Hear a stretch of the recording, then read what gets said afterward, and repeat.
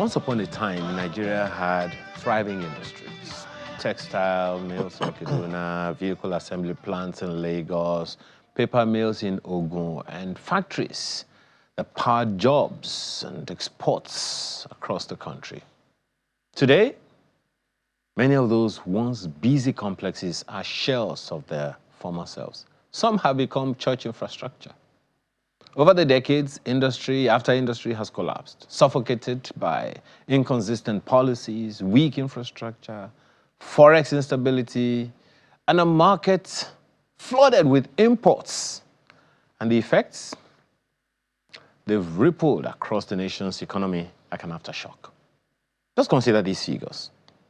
Manufacturing capacity utilization fell from 73% in 1981 to about 57%, maybe less in 2024, depending on whose data you're looking at.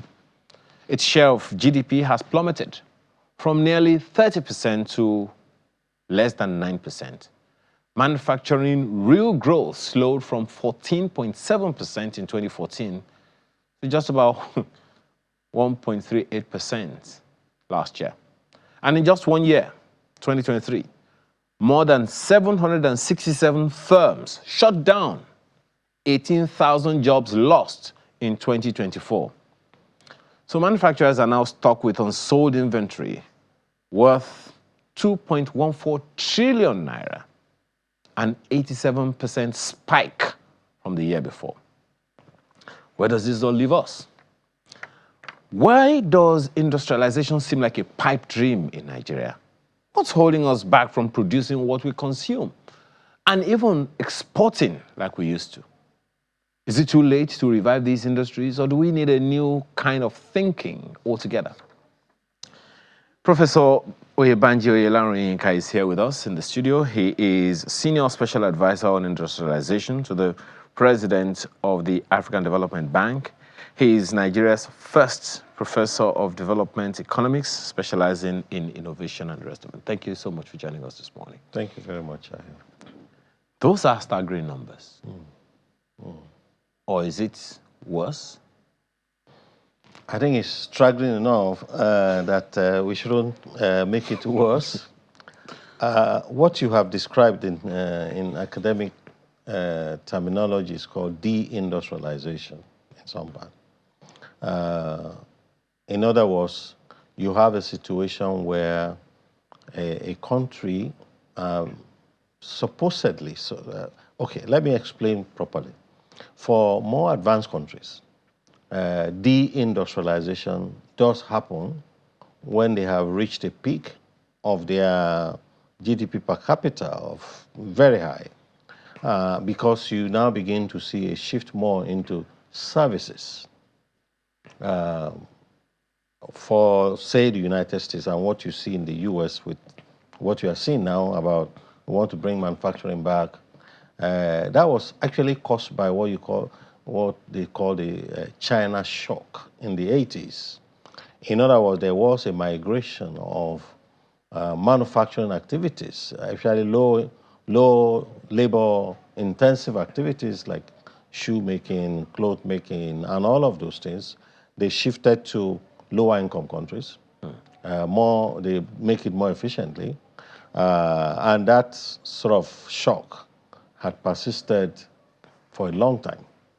Now, for those advanced countries, it is a natural way of growing because you have to get to a point where income is so high, it's impossible to maintain workers' salary at that level. So manufacturing has to shift to somewhere else where it's low income.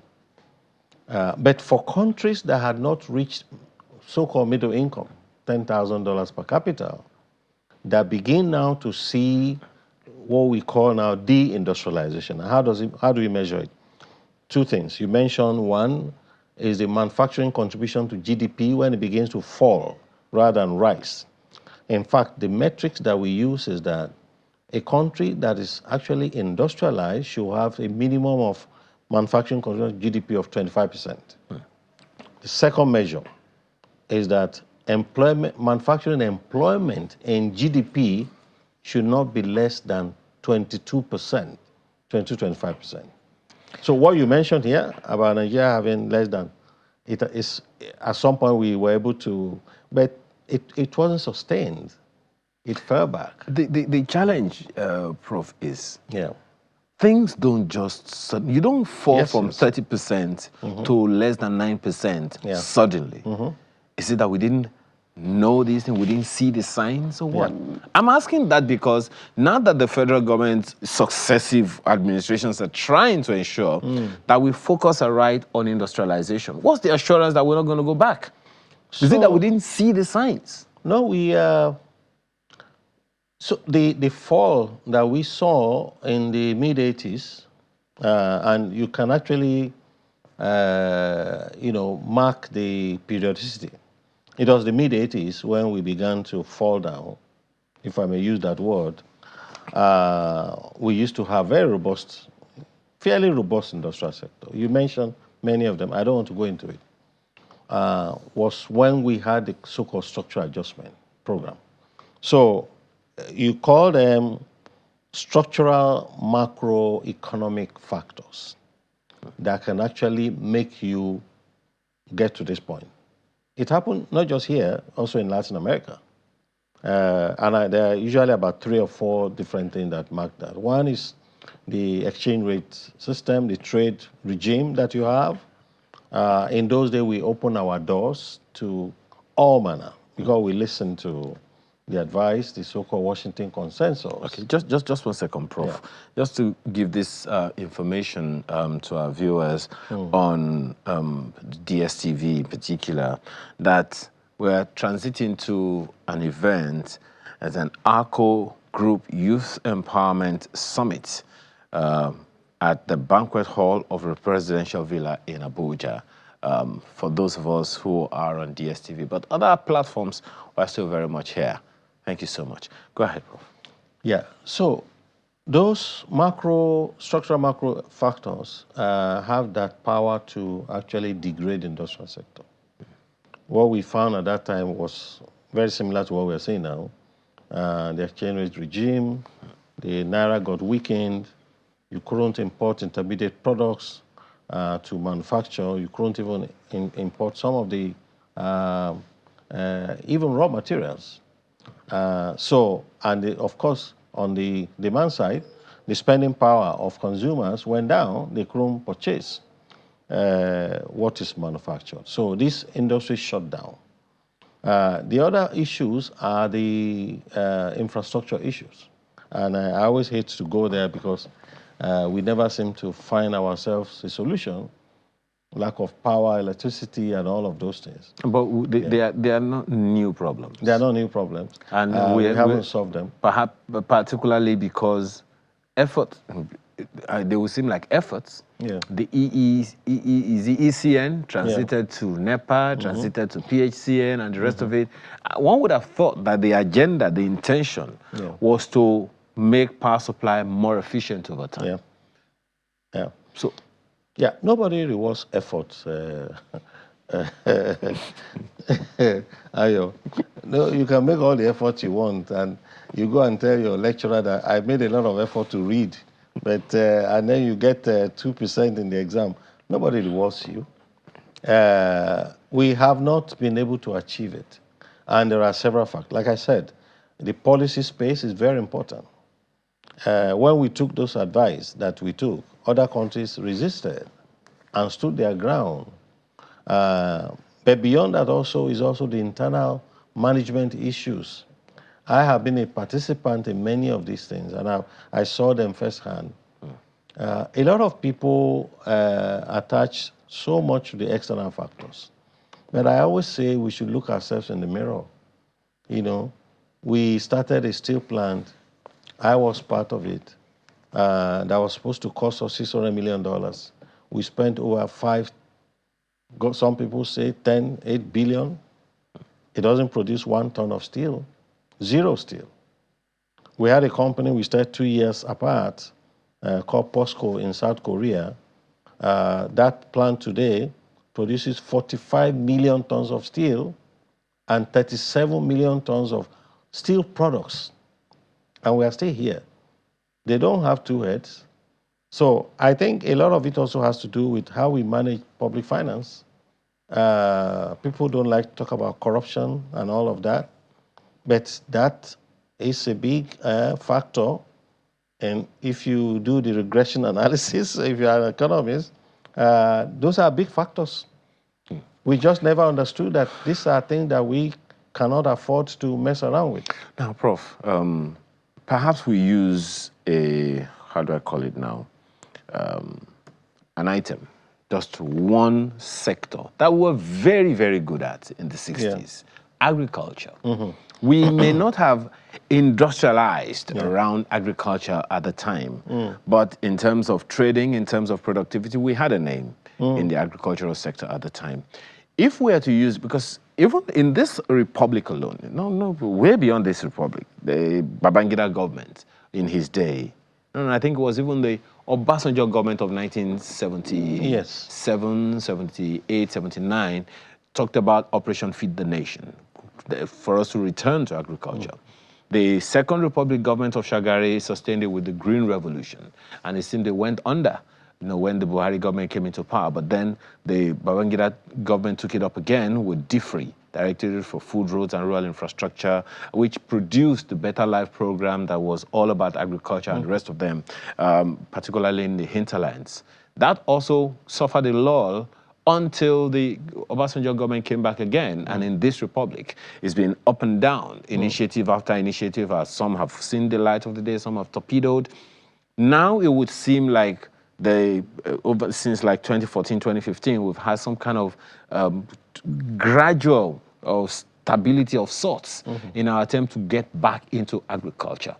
Are we doing the right thing in that space? As an example of how industrialization can work. I'm sorry I'm taking so long. The president was speaking in a video. I think he had some guests, I think traditional rulers and so on, and he was saying, look, even if all we take from the agricultural sector is just the hides and skins sector, that there are economies. No, he talked about dairy.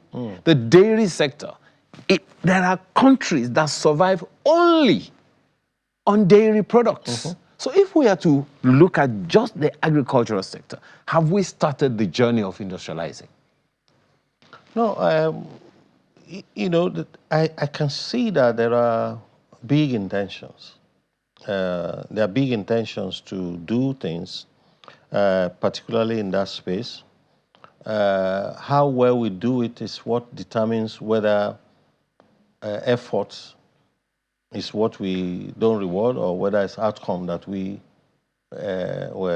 play at. What I can see is that, we are not short on policies. We are not short on the plans. In fact, if you look at Nigeria's plans, it's never inferior to any country you see in the world. And I always say it's not policies, the people. How a president can delegate all he wants. But those who need to make it happen, are they making it happen? Do we have the skills and the knowledge and the openness to advise to both to individual and institutional leverages to actually make sure these things work? Do we put the right people there? And I'm not trying to blame anyone. I'm just saying that in our country, the role of individuals, institutions can be very key. I give you an example. You talk of industrialization. There's a guy called Maurice Chang, Taiwanese, studied in the US, went back to Taiwan and set up a company called Taiwan Semiconductor Manufacturing Company. One person. Today, that TSMC net worth is worth almost Nigeria's GDP today, about over 200 billion. Why? Because that individual was seen as the expert in that field and was given the opportunity. The country called him and made sure that he has everything that will make it work.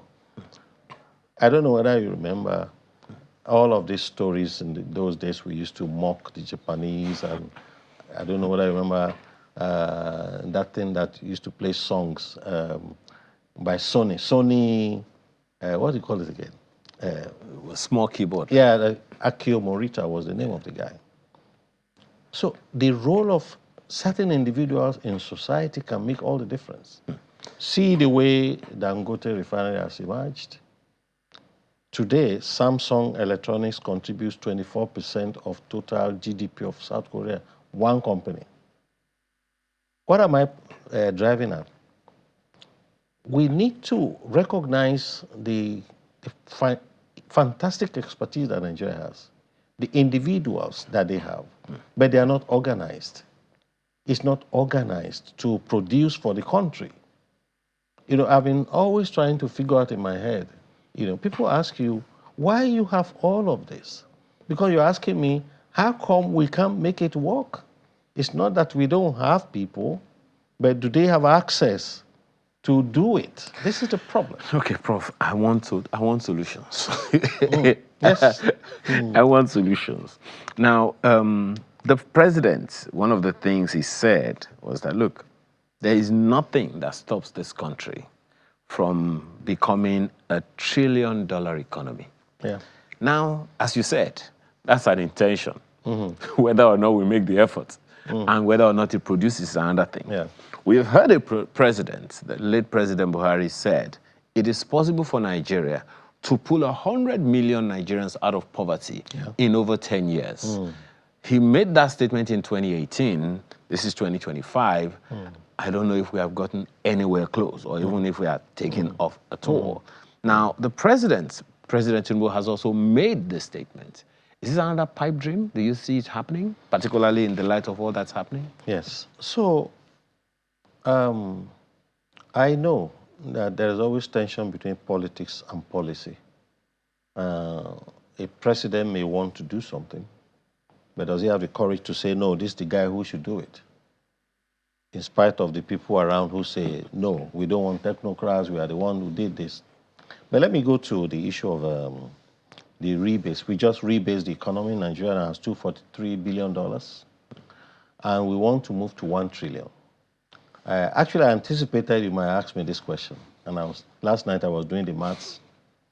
For us to move from, it's guided by what we call the power law. If you want to move from 243 billion, my own calculation shows that Nigeria's economy must grow at least 14.7% if we want to achieve it in 10 years. 14.7%. Currently, we are growing at 3.13%. According to MBS, if we want to achieve that in 15 years, we have to grow at least 9.6%. 9.6%. If we want to achieve that in 20 years, we must grow at least 7.6%. That is it's double what we're even growing now. So if we continue at this trajectory, we will reach $1 trillion in about 27 years. That's what it means. So what should we do? You say you want solution. Solution number one is that we must correct the structural macro problems and make sure that, you know, we ensure that we have the right macroeconomic situation. I don't want to go too much, but more importantly, we do not have to do every sector. Let's focus on a few sectors, like agribusiness, agriculture. I told you, just one company in Korea is worth almost our rebased GDP, one company. There are 5 countries in the world making all the semiconductor integrated circuit that you are using, all your phone, everything we see here is driven by semiconductors. Only 5 countries make the most sophisticated. Without them, we don't exist, and all those are companies. So the second thing is, let Nigeria nurture specific individual companies. Don't fight with them. We should nurture them. We should identify them. Identify people, diaspora, wherever they come from, and give them every tool to work with. Nurture them. This is what others did. This is what I've studied for 30-something years. I can tell individual stories, and I used to be very interested in how this country, this small Taiwan, became 50% of all semiconductors in the world is made from Japan. Taiwan, the most sophisticated, because one person, a man called Maurice Chang, was helped to build that system. But in most black African countries, we'll be fighting them. It doesn't belong to my ethnic group. It doesn't belong to my this group. So let's identify agriculture. It's our comparative advantage that we have. And we have started with the Special Agro-Industrial Processing Zone.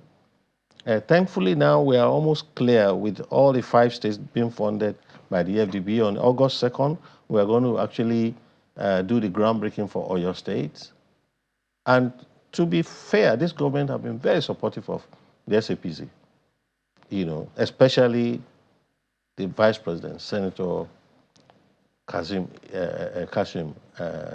Shettima. But the SAPZ is one of those initiatives. So there are many around it. Yes. All of them, we must ensure that there's a convergence of opportunities and purpose and people who have the expertise, irrespective of politics.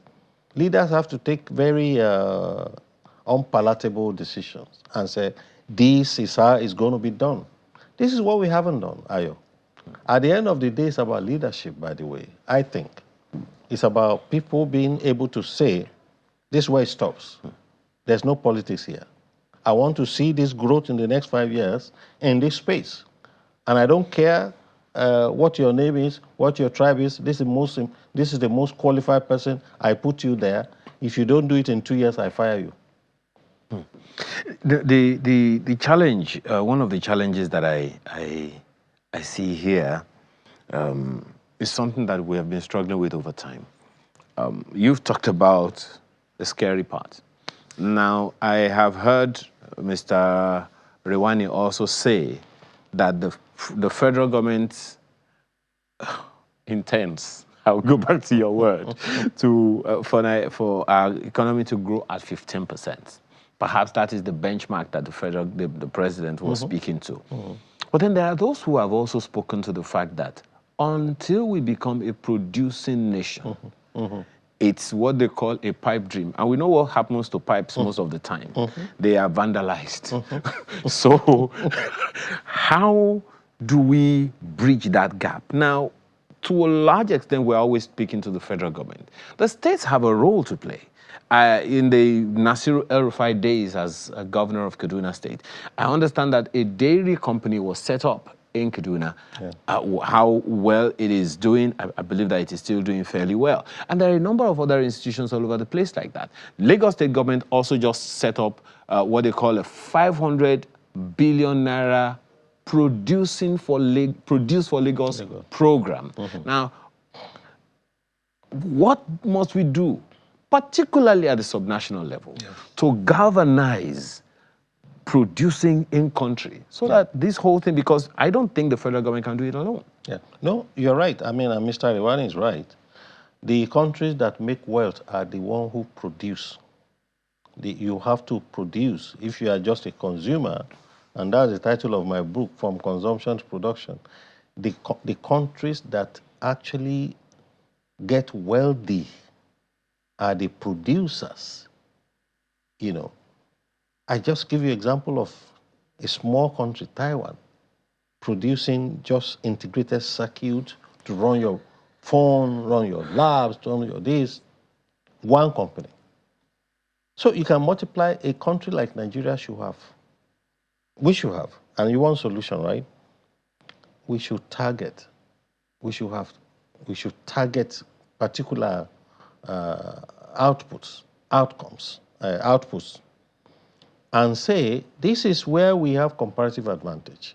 Everything called ethanol, methanol, everything called starch, everything called sesame oil, everything by the name of this, we can produce from our raw materials. We are not going to allow imports. But you just don't say it. You back the companies to produce it. When India enacted the product patent law of 1970 for drugs making, they backed the labs. They gave them money to do it. It's not just an announcement. So I agree with you. We have to turn ourselves from consumers to producers. And the only way to do it is to identify key areas, key sectors, and key products. And then we say, this is the way we go. over the next 5 years. And like I said, it takes bold leadership. We make announcements, but it's not backed by anything. You have people, they go make all this jamboree thing all over the place. But when you now get to the brass tacks, nobody's making anything to make sure what the president says happens. Then at the level of the states, like you said, yes, it's not just the federal. In fact, our SAPC is at the level of each state. At the end of the day, it is the state. That's where the ground zero is.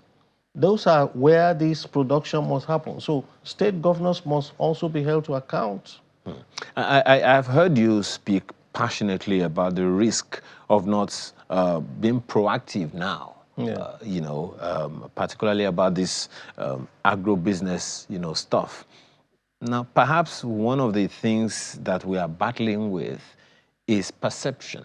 Yeah. When a young 15, 16, 17-year-old hears about agriculture, I don't know if the image in their head is still the hoe and cutlass, the one that they used when they were in secondary school, or they are in secondary school. Now, there are some 20-something-year-olds that all we can do is attempt to market agriculture or agribusiness to them. Yeah. The understanding of, or rather the perception, I'm not sure it has actually quite changed from the old image of agriculture to the new one. So sticking with this comparative advantage that we have, that has worked before, what do we need to do? I said that against the backdrop of something that you're aware of. The so-called Italian leather is largely made in Nigeria, in Kano State. Kano State. And once, and that's just one. The southwest of Nigeria has a building called Cocoa House, meaning a particular product produced that house and a number of other things for the state. What are the states lacking in terms of looking at production in the perspective that they should?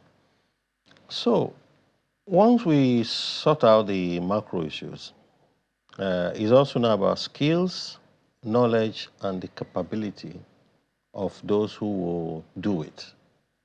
And that's where I talked about ruthlessness of leadership. A leadership, if it's a state governor, you must say, it cannot be just about my brother or my nepotism and cronism. It's a pervasive thing in all of Africa. It's not just here. You must find the right person to do it. If you don't find the right person to do it, you are just making an announcement. So if you say, we in Oyo State, or Ogun State, wherever, Southwest, like you mentioned, we want to make sure that we are the leading cassava zone in the world. We just don't grow it, we turn it to the best and the most high-value products. You go look for the experts and say, these are the experts. This is the person that will head it up. Not you make an announcement, then you go, you want to build Hilton and you go and put a shoemaker. So this is, look, this is an issue that we have to admit to ourselves. So now you said something the other time, and I think, from your experience, you might be able to help with perspectives. You said there is always that strain between politics and policy. Yeah. There has to be a balance. Yeah. Because without that, again, the pipe dream. It's pipe dream. It's pipe dream. Yes, there has to be a trade-off. So what do we... It has to be a leadership trade-off. Leadership must say, look, I know that, I must reward some people for helping me to election, unless you don't want to satisfy the people, unless you don't want to serve the people, and you just simply coast along, which is what we have seen in not just, it's all our history, except for a few presidents, There are regimes where you find the best in the government, So that decision must be made, not just ministerial, but at the level of everywhere. And you will say, it's about merit. We want merit. We will reward people, but we have to have merit. This country has not grown because there's no meritocracy in appointments for the most part. You know, there's difference between nepotism and cronism. Cronism is rewarding political operatives. There has to be that trade-off. If we don't have it, it's pipe dream. One last one, Prof. Speak to this SAPZ thing. I have become some kind of ambassador because I'm always talking about it. And the reason I'm always talking about it, the reason I'm always talking about it, Prof, is we have young people now. Yeah. There is hunger in the future. There is starvation in the future. There is farming in the future. If we don't market agriculture to the young people, if the older people are, as we know, the way of the human being is going out, what's the communication strategy for these special agro-industrial processing zones? One of the advantages that I see is it insulates from this whole farmer-herder clashes and all of those things, among other things. What is the communication plan so that the young people can actually come in and be a part of it? No, Ayo, this is why we will rely on people like yourselves. And I want to thank you very much because you've been part of this journey. We need to communicate. And you know, this transition that you are mentioning is actually the core definition of industrialization. It is the movement of your key assets from low productivity, low income, to low knowledge base, like subsistence agriculture, to high productivity sectors like manufacturing. Manufacturing is the engine of growth. It's been proved for 50, 60 years in economic analysis. So we need to communicate this to young people that it is attractive. And that's what Dr. Additional did when he told me you need to wear bow tie just to get young people to appreciate it. So we have to communicate it. And I'm glad, by the way, you see a lot of young people in agriculture today. So many of them. There's a young man in Abeokuta who has constructed over 700 greenhouses. His name is Samson. Go and check it out. And there are many like that. There's Niji Farm. There are many young people like that. It's coming. It's coming, but we need to do more. We need to do, leadership must show that, you know, it is desirous of putting Nigeria to an industrial state. The conversation doesn't end, Prof.